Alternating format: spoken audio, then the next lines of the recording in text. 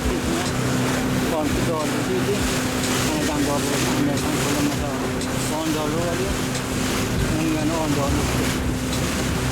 Bedirence değiniydi. Şimdi oradan uzaktan bakıyorum.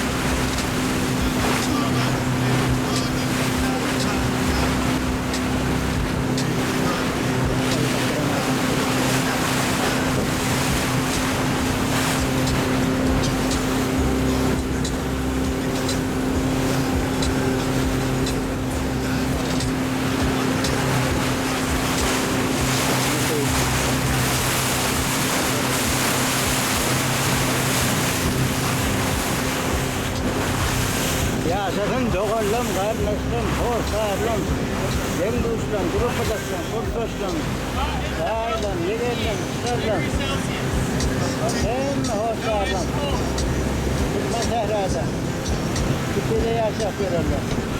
Onun yanına Türkmenistan Atavatanı'nda, Özbekistan'da, Mazda Vadisi'nden Hayduk'un köyüne yaşak verilmek ama hemen yapma salam etsin. Hemen canı, sağlık, malının arzu etken, basımızı formalarını arzu etken, bir daha kalkmada toy olsun. Toy olsun, toması olsun. Adımdan gövünü hoş olsun.